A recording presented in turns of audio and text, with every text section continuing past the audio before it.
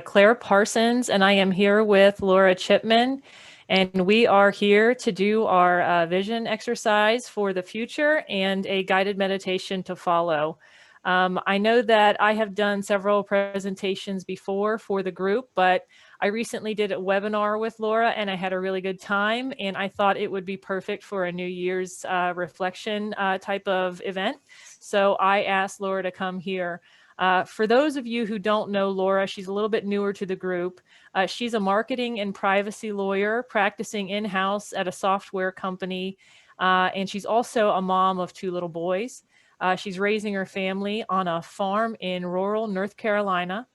She's also a coach to women lawyers, helping them live and practice intentionally. You can find her on LinkedIn and at her website, essentiallychip.com. Laura will have some resources for after the event and will provide some links to her website. But vision, intention, and goals are some of her favorite topics. So she is perfect for tonight. So I'm going to let Laura take it away.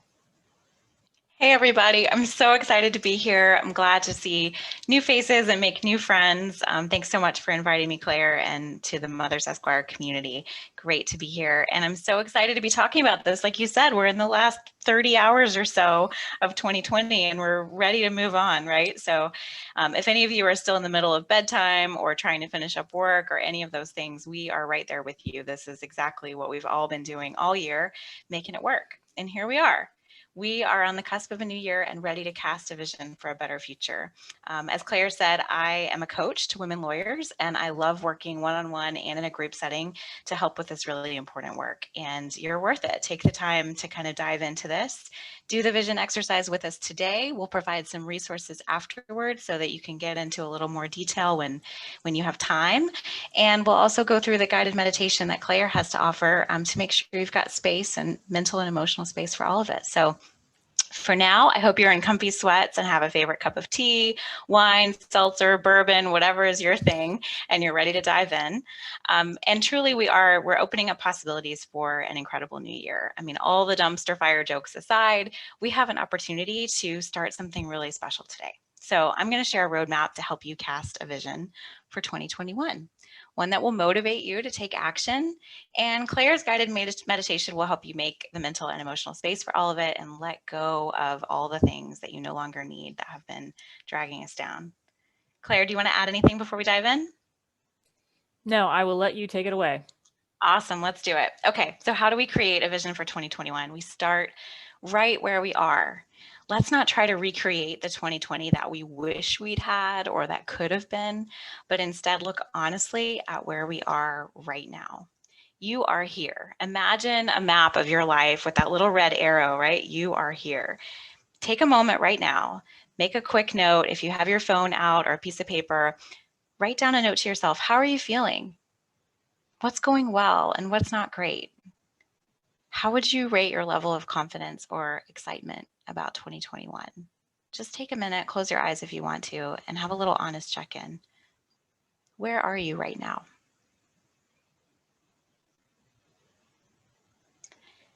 As Claire knows, if you're feeling especially bogged down by 2020, I encourage you to write your story for the year. And I did a blog post about this that you can find with a little more detail. But you can reflect on what actually happened in 2020. Start with the prompt, 2020 was the year I. When I did this exercise, I discovered a lot of things that I had accomplished, that I had been doing and not really giving myself credit for, and also some habits that I picked up that I didn't really want to continue. But it was helpful to look at the whole picture, and I encourage you to do the same. Then you can decide what you want to carry forward into the new year and what you want to let go of. You can ask yourself what worked, what didn't, what surprised you, where you got stuck, where you made progress. And in our meditation with Claire in just a few minutes, you'll have an opportunity to revisit this idea and practice acceptance, gratitude, and letting go of the last year. For now, notice any places where you might be holding on to expectations, disappointment, fear, and anxiety that we all experienced in 2020. Be willing to let it go, to make space for new things. As you're reflecting on the year, you might also notice some needs that you've been postponing, right? Because we've been in never-ending pandemic crisis mode. We've been taking care of ourselves. So I encourage you to think right now, what's something that you really need or that would make you feel better that you've been putting off because you've been in crisis mode. And as lawyers and moms, we're used to this, right? We rise to a crisis. We're always there. We're always fixing problems for other people.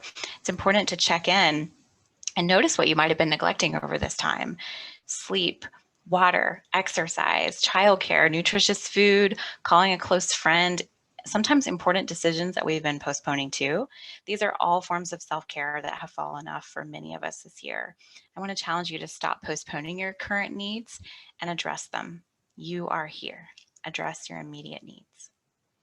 So right now, think of one thing, one critical thing that you can do to care for yourself, restore yourself, refresh yourself, rejuvenate yourself before you try to tackle anything else for 2021. Write that down if you can. If you're taking notes, what's that one thing that you can do? Be willing to make space for that renewal, which might mean, again, letting go of something else. This is where we start. And I know for me, sleep is my number one. I am not going to feel good until I address that need really on a daily basis. I have to prioritize it over every other area that I can control. My friends who are listening know that I've canceled catch-up calls with them on Zoom. I have skipped workouts. I've had PB&J for dinner so I don't have to clean up, like whatever it takes to make sure I can get to bed early and get good sleep so that I'll be ready to do the impossible, sometimes it feels like, the next day. And to me, this is especially important with little ones because I know that they could wake me up at any point during the night. Like those are the things outside of my control. So I do everything within my control to prioritize that need. And that may not be your thing. There may be something else that you're working on, but that's just an example from my life. So we have that foundation. You know the need that you're going to address to replenish yourself before we move on. So let's work together on a framework for 2021. Ask yourself, how do I want to feel in the new year? What could be the best possible version of me and my life in 2021? Think about what areas you could innovate, reinvent, be more creative, even be radical. Anything is possible. Sometimes an easier way to frame this is to think about what's the best possible way this year could go. And I've seen prompts like this written that way before, but I find that question focuses us too much on external factors again that we can't control. The means to an end. We can't control the means. We can't control all the variables and what happens with vaccines or politics or work or anything else. But the end is, how do I feel? So imagine at the end of 2021, how do you want to feel? Imagine the best and happiest you in 2021. How does she feel? How does she spend her time? What's the state of her relationships, of her health, her finances? Does she engage in meaningful work? What does she do for play, laughter, for fun? You can think about with your senses, what does she eat? What does she wear? What time does she get up? Who does she spend time with? And at the end of December 2021, where when you fast forward 1 year, what is she celebrating? What did she start? And what is she so glad that she checked off her bucket list? So picture your ideal life in 2021 and really focus on how you feel in that vision. You might notice what areas are the same, different, or better than your current life, than your starting place, that you are here arrow. What is resolved or jettisoned in the future that you pictured? What could be radically new? You might notice those differences. So returning to where we are today, think for a minute, what are the 2 or 3 areas you'd most like to focus on moving closer to that vision this year? What adjustments would be required to make those changes? Are they big leaps or small tweaks? Either one is possible. And I know relationships are a big one this year because we've all felt isolated and disconnected. And so as you think about who you want to reconnect with, ask yourself, who are the people who inspire, motivate, energize, and cherish you? Are they the ones that you're surrounding yourself with now, maybe on Zoom? You're allowed to be selective with who and what you invite back into your life. Influences, people in your social media feed, work relationships, all of those. And if you're missing someone in particular, maybe sending them some extra love in the meditation today and giving them that attention will help you refocus on a relationship that matters. So as you're imagining the best possible year ahead, I want you to pick one favorite image that's come to mind, something that you'd really like to see in 2021, one image or idea that sticks out to you. Hold that image close and visit it often for me. Write about it in your journal, draw it up, post it up on a board in your office, find a representative picture on Pinterest, or put it as a background in your laptop. I want you to revisit that image and pay attention to it. Even if you don't understand it or it doesn't make sense where you sit today, it's still important. It's meaningful to you, and it will be a symbol for you as you move forward and start to unpack what some of your ideas and goals are for the new year, all based on this vision. And why are we doing this? Why is vision and mindfulness important? Because what we pay attention to grows, what we invest in grows. And when we focus our mind on something, we notice more opportunities for it. Mindfulness is such an important part of redirecting our brains toward a better future. What you imagine really is possible, and what you think about becomes your reality. So I'm going to pause and recap all the steps we just covered. And like I said, we'll be sending out a link to a PDF so that you'll have all of this at your fingertips when you're ready to dive in. Here's what we walked through. Your roadmap for casting a vision for 2021. Start right where you are. Reflect on how you're feeling and what you need in this moment. Write your story for 2020. 2020 was the year I can be your prompt. Notice what you'd like to keep from that story and what you'd like to let go of. Next, be sure to address your immediate needs. Choose one thing to do to take care of yourself before you start something new in 2021. If you're like me, that means going to bed right after we wrap up this Facebook Live. Next, cast a vision. How do you want to feel in 2021? What can you start, do, create, change in order to feel that way? Looking at your starting place, consider the leaps and the tweaks that you need to get there.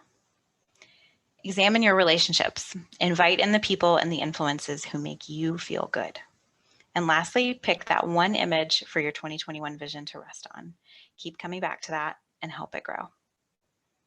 You can also send me a direct message or an email if you want to chat about any of these prompts or just talk through some of your ideas for 2021. As Claire said, you can find me on my website, essentiallychip.com, and I'm also very active on LinkedIn. And I'll post some things in the Mothers Esquire group too, so you can find the link we just talked about. So next, Claire is going to lead us through a meditation to bring it all together and to make space for the goodness that's ahead. Take it away, Claire. Yeah, thank you, Laura. I did not see any questions, but if anyone has any questions, feel free to leave them in the chat. Laura can probably take a look, and we can take a look after the meditation to see if there's anything that comes up for anyone. But I do appreciate so much of what you just said, and everyone's going to listen to this meditation and think that we worked together on it and we shared ideas, but like it really will sync up. And I think it's because honestly, like, you know, when you're trying to plan for the future, you really don't know what is coming. So it just makes sense. The only thing you really can do is pay attention to where you are now.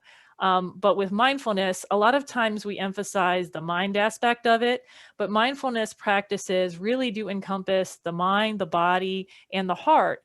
And some of what we learn in law school, I think, screws us up a little bit because we're told it doesn't matter how you feel. And they don't necessarily mean, our professors don't necessarily mean your feelings don't matter, but sometimes we can get that messed up in our head. So what I'm going to ask you to do with this practice is I'm going to tell you to bring things to mind and to think about things, but I'm also going to give you a guidance to actually pay attention to what is going on in your body when you're thinking of those things. Because the information in our body in terms of our emotions and how they register and where they register and what they do, getting comfortable with those emotions, one, can make us a more resilient and skillful person living in the world. But two, it can tell us information about what's going on. I am somebody who am a perfectionist and I like to rise expectations. So some of the thing that has been a challenge for me is understanding what I really want to do and as distinguished from what I feel like I should do. And the times that I go down the path of doing what I feel like I should do when I don't really want to do it, those are the times in my life when I've become a mess. When I actually just do what I want to do, I've done a lot better. I thrive. But sometimes if you listen to your mind too much, it can trick you. And so if you notice the mind and the body and they're in sync, you have a better indication that you're on the right track. So I know this might be hard. I love that so much, Claire. Yeah. You're listening to your intuition. That's awesome. Yeah. This might be hard at first if you're not used to it. So if you're not feeling anything, if nothing big is happening, that's not a big deal. Just getting used to looking for those emotions in the body and seeing what happens That's part of the practice. It should be something that evolves over time. So let's get started, and we're going to get started the same way we always do. We're going to just find a comfortable position. You can be sitting, standing, lying down, it doesn't matter. But what you want to do is find a position where you can be somewhat stretched out, where your chest is relatively open, where your belly is soft, where you have a nice, clear, unobstructed airway in your throat. You want a comfortable position because you can't relax the mind if your body is uncomfortable. But you don't want to be so comfortable that you're a blob. You want to be able to be alert and also relatively at ease. So let's get started by finding that comfortable position and just stretch up tall enough, almost as if you have a string pulling at the top of your head. Stretch, but do not strain. And allow the breath to come in and fill up your chest, and allow it to expand your belly and raise your shoulders up. And then when your lungs are all the way full, just allow that breath to flow out. And as the breath is flowing out, each time you notice the breath flow out, sense into and feel that feeling of letting go. Feel that feeling of the body not working, body doing what it needs to do without effort, knowing when to hold, knowing when it's had enough, and knowing when to release. Feel into that sensation of letting go down and down and down without that effort that you are used to all day and almost every day.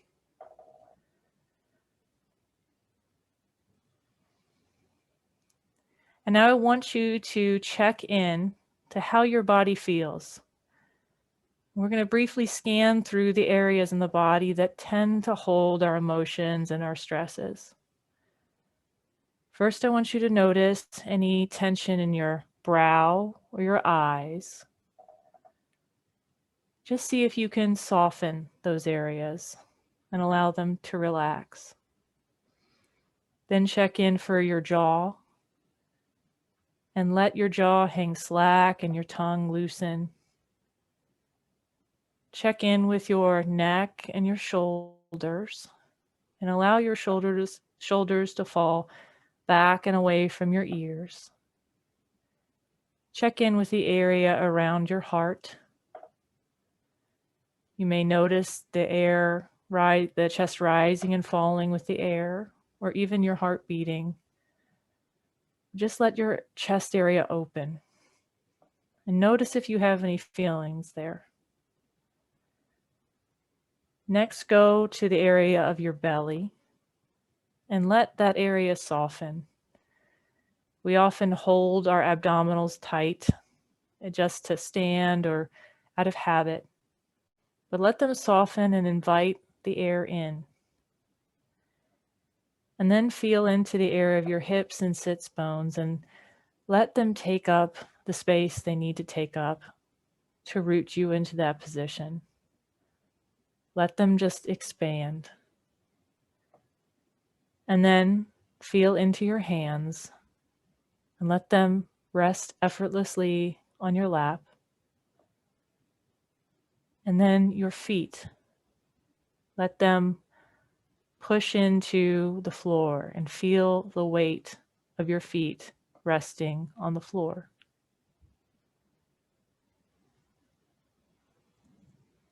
And now that we've settled the body, I want to check in with your inner mental attitude. Where's your mind at right now? How are you feeling? If you're seeing the world through any lens right now, what color is that lens? What are you bringing into this experience from your day or your week or your year? What's there? Just notice it if you can. The issue here is not feeling a certain way. I'm not telling you you should have any particular attitude. The issue is being aware of what is there and letting how our attitude is, letting that emerge so we see it.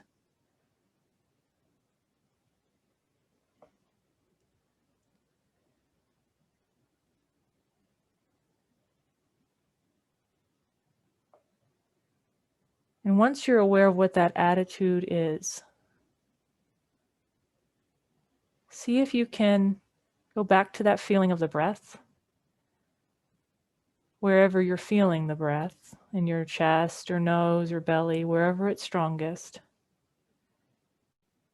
And on that out breath, just ease back again.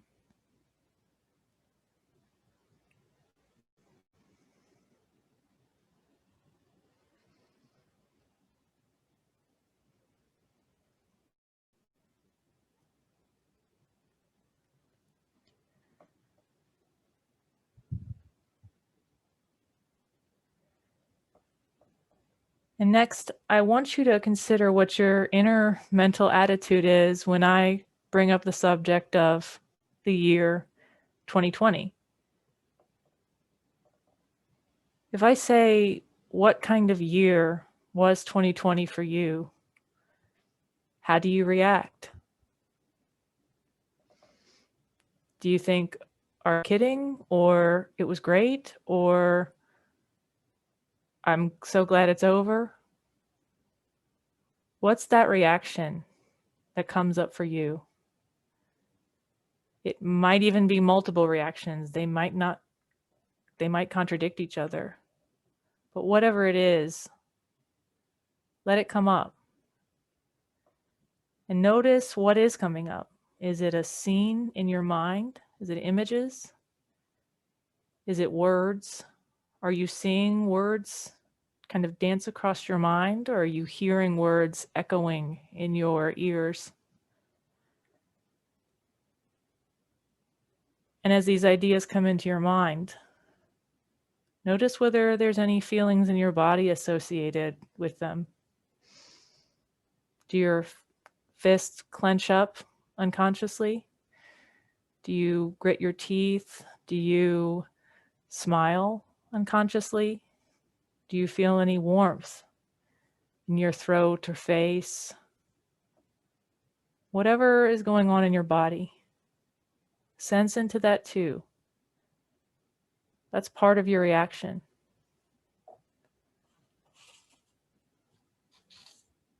Just allow it to be there.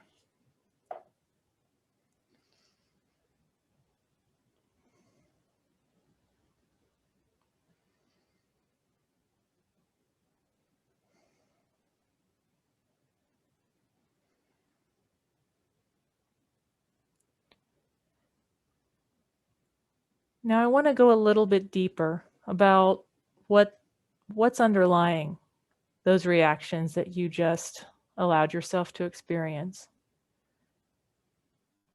I want to break it down a bit.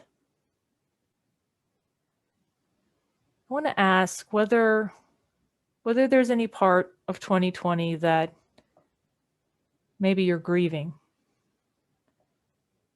Is there anything that you lost or lost out on and didn't get to do because of the way the year went? Is there someone who disappointed you or hurt you in some way, or something that hurt you in some way? Is there someone or something you had to say bye to? Or someone you realize you should say bye to in your life? Knowing that life has disappointments as much as it has joys.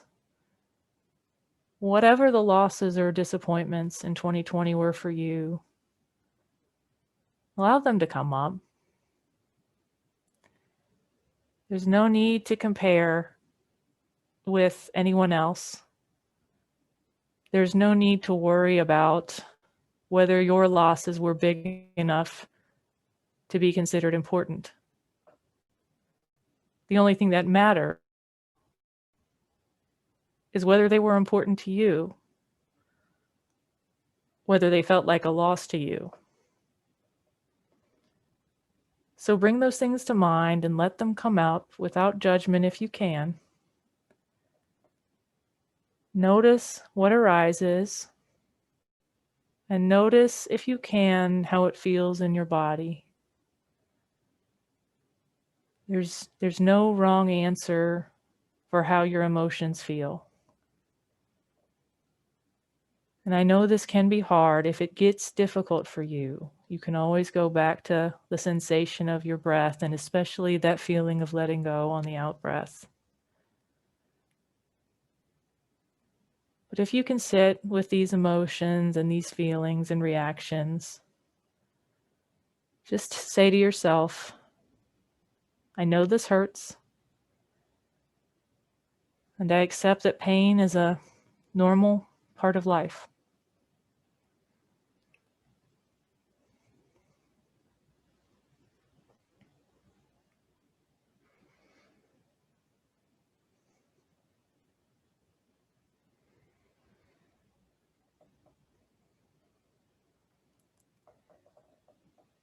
Next, I want you to bring to mind something or someone from the last year who you might be celebrating. I know 2020 was a hard year. So again, I encourage you to avoid getting into worries about whether you have the right to celebrate, whether it is okay for you to celebrate when other people have had a hard time. Feelings don't worry about comparison, and our real reactions don't worry about comparison. So you shouldn't either. Right now, think about something that you are celebrating or someone that you are celebrating. If it's too hard for you to celebrate yourself, you can bring up someone else's achievement that you are very proud of and think of that instead.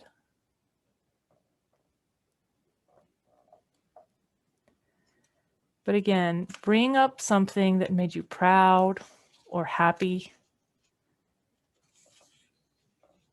and allow it to come to mind, whether it is in the form of words or scenes or images, and allow those feelings of pride and joy and happiness, maybe gratitude, to come up, and notice what that experience is like in your body.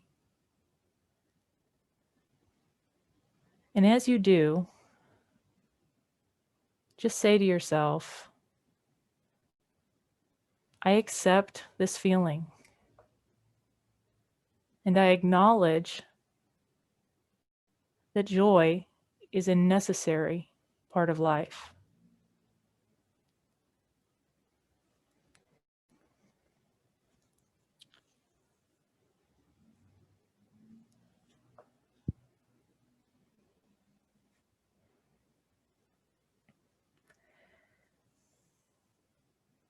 Now that we have examined our reactions to 2020 just a little bit closer, I want you to notice whether there has been any shift for you from your initial reaction when I asked what you thought about the year 2020. Have they changed in any way? And if your reactions have not changed, if they are the same, maybe notice whether they're even a little different in intensity, be just a little more complex or rich. But if they did change in a more significant way, notice what that is. And maybe just reflect that our reactions can change. And reflect that when we examine things about our life and look closer, we can see things that we maybe missed the first time.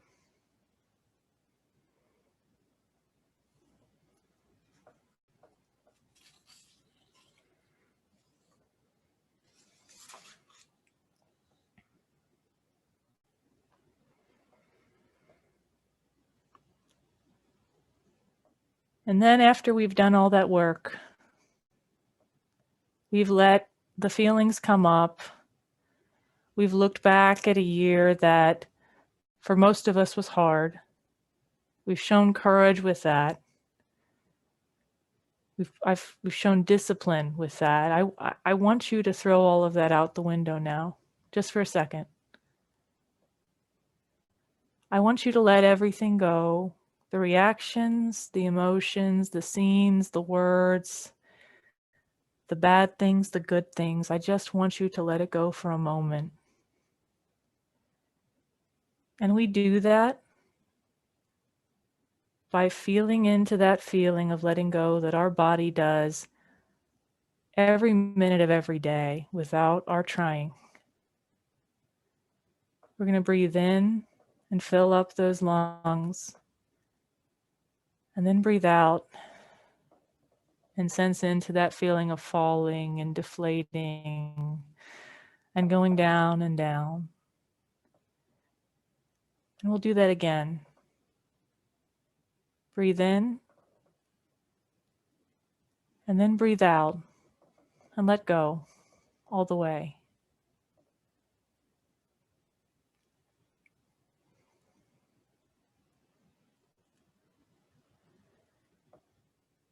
Notice how your body has that innate capacity to expand and release, to bring in and let go, just like a wave.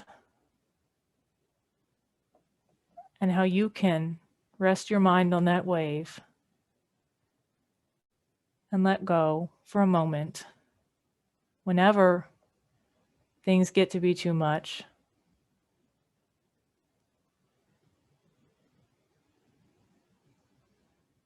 And now that you've let go, notice what you're left with. Letting go is an opening. When you release, you make space. When you let go, you open to new possibilities, to new ideas, to new goals. When you let go, you turn your mind off for a moment and let your heart speak. So now that we've let go of things from the past, I want you to notice what openings may be there for you right now. What is arising for you in this coming new year? What is calling to you?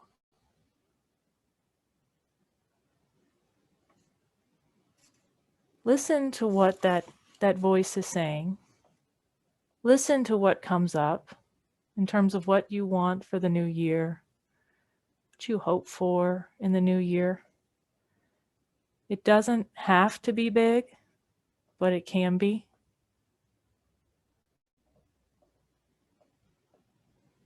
Happiness doesn't come from picking goals that we think satisfy someone else.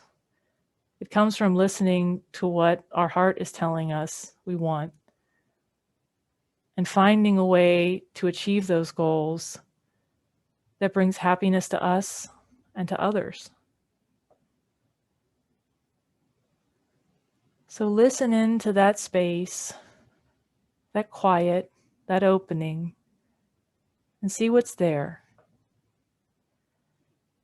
And as you allow that to emerge in your mind, do as we have done in the past, and notice how it registers in your body, where it registers in your body, how it feels.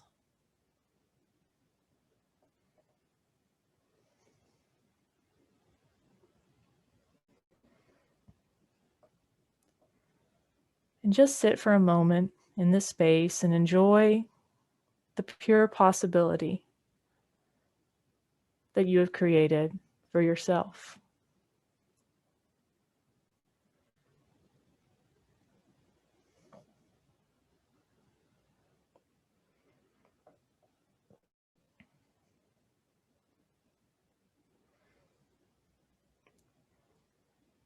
As we prepare to close, I want to congratulate you for taking the time for yourself to rest and reflect and to heal from the past so that you can grow into the next year.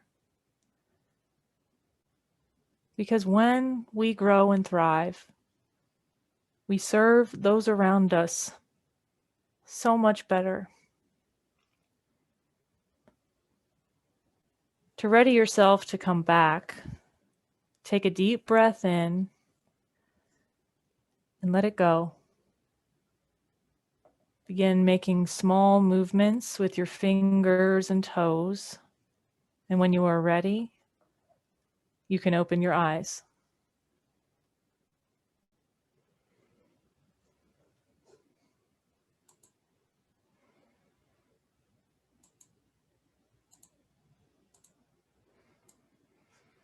All right, everyone. So I don't know if I see any questions, but I don't know if Laura saw any. No questions so far, but I posted a link to the PDF. That was a beautiful meditation. Thank you so much, Claire. I feel ready for anything.